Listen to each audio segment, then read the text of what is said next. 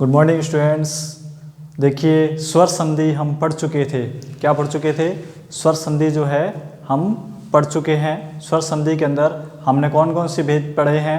गुण संधि, वृद्धि संधि, अयादि संधि, पूर्व रूप और पर रूप। ये स्वर संधि हमारे माध्यमिक शिक्षा बोर्ड में 10वीं के पाठ्यक्रम में है, हम पढ़ चुके हैं। अब हम पढ़ेंगे हल संधि।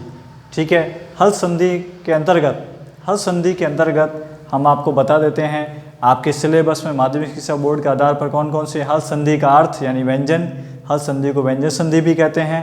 ठीक है, तो यहाँ पे विद्यार्थियों देखिए, यहाँ पे आपके जो कोर्स में है संधि 10वीं के पाठ्यक्रम में, एक तो परस्वरण है, अनुस्वार है, जश्वत्वम है। ठीक है, और एक्स्ट्रा मैं आपको सचुत्वम संधि करवा दूंगा, क्योंकि सचुत्वम में से भी कभी कभार सचुत्वम संधि सही से नाम संधियों के लिखने आने चाहिए, आपको विच्छेद करना चाहिए, युक्त करना आना चाहिए। युक्त पद को देखते ही संधि कौन सी है वो मैं आपको ट्रिक बताऊंगा। ठीक है, तो आप ताकि क्या है कि नाम का भी नंबर मिलता है, विच्छेद युक्त का भी नंबर मिलता है, तो ये चीज़ आप ध्यान रखेंगे। ठीक है, तो आपको बस मेन ये ध्यान रखना है कि संधियों के नाम हम करेक्ट लिखें। सचुत्वम कैसे लिखते हैं, जश्वत्वम, अनुस्वार, परस्वरण कैसे लिखते हैं। ठीक है, तो वो आपको क्लियर लिखना आना चाहिए। तो हल संधि यानी व्यंजन संधि। अब हम पढ़ेंगे हल संधि। हल संधि कहते किसे हैं, व्यंजन संधि किससे कहते हैं, इसकी क्या परिभाषा है? तो व्यंजन संधि की परिभाषा, यदि व्यंजन के बाद कोई व्यंजन या स्वर का मेल होने से, ठीक है, जो परिवर्तन होता है वह व्यंजन संधि कहलाती है। यानी कि व्यंजन के बाद में, जैसे देखो, जैसे व्यंजन है ये, प्लस के बाद में दिक् प्लस गज, प्लस के बाद में व्यंजन है क है। ठीक है, इस क के बाद में आपका व्यंजन आ रहा है, तो क का तीसरा हो गया ग। ठीक है, फिर ये गज मिल गया, तो व्यंजन के बाद व्यंजन हो, स्वर व्यंजन के बाद कोई स्वर हो। ठीक है, तो व्यंजन के बाद कोई व्यंजन हो या व्यंजन के बाद कोई स्वर हो। ठीक है, जब इनमें आपस में मेल होता है या कोई विकार उत्पन्न होता है उसे हम व्यंजन संधि कहते हैं। दिक् प्लस गज दिग्गज, अच प्लस अजंत। ठीक है, च को किसमें बदल दिया? तृतीय वर्ण में, च छ ज, फिर ज हलंत है, फिर अ मिलेगा, अजंत बनेगा। क को तृतीय वर्ण बदला ग। ठीक है, और ग गज है ही, तो दिग्गज, इस तरह से दिग्गज बना और अजंत बना। तो ये परिभाषा और साथ में आपको एग्जाम्पल बताए। ठीक है, अब बात करते हैं अनुस्वार संधि। ये आपका पहला प्रकार हल संधि का अनुस्वार, परस्वर्ण, जश्वत्वम और सचुत्वम, ये आपके सिलेबस में है। तो अनुस्वार संधि सूत्र आपका है मो अनुस्वार है। देखिए अवग्रह आपका पंक्ति से आप स्पर्श करें, मो अनुस्वार है। इस सूत्र से यदि म के बाद कोई भी व्यंजन हो, देखिए इस सूत्र से, ये सूत्र क्या कह रहा है? यदि म के बाद में कोई भी व्यंजन हो तो म के स्थान पर अनुस्वार हो, आदेश होता है। ठीक है, तो देखते हैं संक्षिप्त में। प्लस से पहले आपका क्या आएगा? म आएगा। यदि म के बाद में कोई भी व्यंजन हो, म के बाद यानी प्लस लगा होगा, प्लस के बाद में कोई भी व्यंजन हो तो म के स्थान पर क्या लगाना है? अनुस्वार लगाना है। यह आपका मो अनुस्वार सूत्र से ये संक्षिप्त में वर्णन है। समझ आ गया आपको?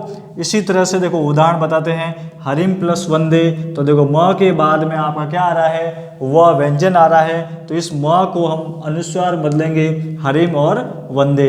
ये म अनुस्वार में बदल गया, हरिम वंदे। ये आपको जहाँ अनुस्वार लगाते हैं ना, वहाँ आपको सिरो रेखा पूरी नहीं खींचनी है, थोड़ा गैप करना है। ठीक है, तो देखिए सप्तम वद, पीछे आपकी क्रिया आएगी, यानी कि कोई भी व्यंजन होगा ना तो वो व्यंजन की आपकी पीछे क्रिया होगी। देखो वंदे क्रिया धातु है, वद धातु है। ठीक है, लोट लकार की है, सत्य बोलो, तो ये लोट लकार की है, मध्यम पुरुष एकवचन वद, तो पीछे वह व्यंजन है, तो म का क्या हो जाएगा? अनुस्वार हो जाएगा, सत्यम वद। इस तरह से ये आपके है। कुछ और उदाहरण हैं इसके, तो मैं आपको आगे बता देता हूँ आगे और क्या है इसके उदाहरण है। यहाँ तक आपको समझ आ गया होगा। आगे देखते हैं इसके कौन से उदाहरण हैं। देखिए सत्यम वद, अगर आपका उदाहरण आता है धर्मम प्लस, अब देखिए युक्त पद देता हूं मैं आपको, धर्मम चर, ये युक्त पद है। ठीक है, कार्यम कुरु, ठीक है, ये भी चर क्रिया है, कुरु क्रिया। देखो अनुस्वार के बाद में आपका व्यंजन आ रहा है, अनुस्वार बाद में व्यंजन आ रहा है, अब इसको हम विच्छेद करेंगे, तो अनुस्वार को वापस म बना दीजिए, धर्मम प्लस चर। ठीक है, कार्यम प्लस कुरु। ठीक है, धर्मी वंदे, सत्यम वद, धर्मम चर, धर्मम प्लस चर, कार्यम कुरु, कार्यम प्लस कुरु। ये आपके दो विच्छेद पद वो युक्त हो गए और ये दो युक्त हैं तो इनका विच्छेद, संधि विच्छेद ये इस तरह से आपका है। समझ में आ गया आपको? बस आपको क्या करना है, म आई तो म को अनुस्वार बदलना है और अनुस्वार आई तो अनुस्वार को म में बदलना है और बस प्लस लगाना है तो विच्छेद हो जाएगा। ठीक है, तो ये इस तरह से आप ध्यान रखेंगे। इसी में ही एक अपना दूसरा नियम और है इसके अंदर, ये तो है अपना पहला नियम फर्स्ट। दूसरा नियम है यदि म के बाद, सेकंड नियम, यदि म के बाद कोई भी स्वर हो तो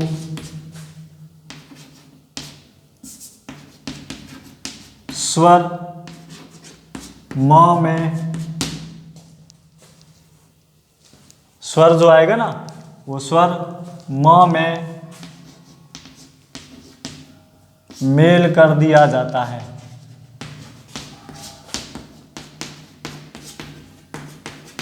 ठीक है, यदि म के बाद कोई भी स्वर हो तो वो स्वर में म मेल कर दिया जाएगा। ये ध्यान रखना, कोई भी अगर स्वर आए तो स्वर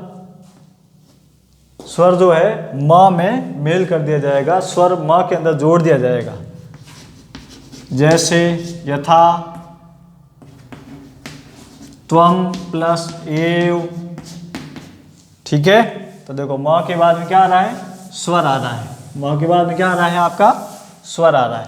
तो देखते हैं, देखो यहाँ पर म के बाद में क्या होगा, स्वर कौन सा है, ए।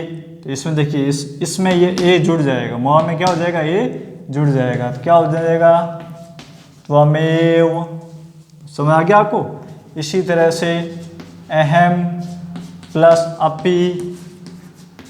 तो देखो ये म हलंत है, इस म में अ जोड़ो, क्या हो जाएगा, अहमपि। क्या बनेगा, अहमपि। ठीक है, समझ आ गया? म के बाद कोई स्वर हो, म के बाद कोई स्वर हो तो म में जोड़ना है, त्वमेव अहमपि। तो इसमें भी आपकी कौन सी संधि है, ऐसे उदाहरणों में भी कौन सी संधि है, देखो ये यहाँ पर, यहाँ जुड़ के कौन सी संधि, अनुस्वार संधि। ठीक है, मुंह अनुस्वार से तो ये उदाहरण है और दूसरा नियम आपका ये है। ठीक है, तो ये आपके इस तरह से उदाहरण है। कोई भी आपके उदाहरण इस तरह से आ सकते हैं। माँ के बाद कोई भी अनुस्वार स्वर हो तो अनुस्वार माँ को अनुस्वार में नहीं बदलना है, आपको म में वो स्वर जोड़ देना है। समझ आ गया आपको? ये चीज़ ध्यान रखनी है। इसी तरह से और भी आपके जैसे युक्त पद आते हैं। युक्त पद क्या आएंगे, देखो जैसे आपका त्वमिति आया, ये युक्त पद है युक्त पद त्वमिति। अब इसको हम क्या करेंगे, अलग करेंगे। त्वम निकाल दिया, अब त्वम ऐसा तो होता नहीं, हलन लगाएंगे। तो ये देखो म आधा हो गया, प्लस के बाद में स्वर क्या है, ई ती, तो छोटी ई और ती। तो देखो ये युक्त पद और ये विच्छेद पद, त्वम प्लस इति, ये इसका विच्छेद हो गया। ठीक है, तो ये है आपकी अनुस्वार संधि। ठीक है, समझ में आ गया आपको? मैं आशा करता हूँ आपको सबको समझ में आ गया होगा। और अब हम आगे नेक्स्ट वीडियो में परस्वर्ण पढ़ेंगे, जसोत्वम और सचोत्वम संधि पढ़ेंगे। अनुस्वार संधि यहीं तक थी। आप ये मैंने जो उदाहरण करवाए ये मुख्य इंपॉर्टेंट हैं। आगे आप बुक से एक्स्ट्रा और उदाहरण आप कर सकते हैं, प्रैक्टिस कर सकते हैं। धन्यवाद।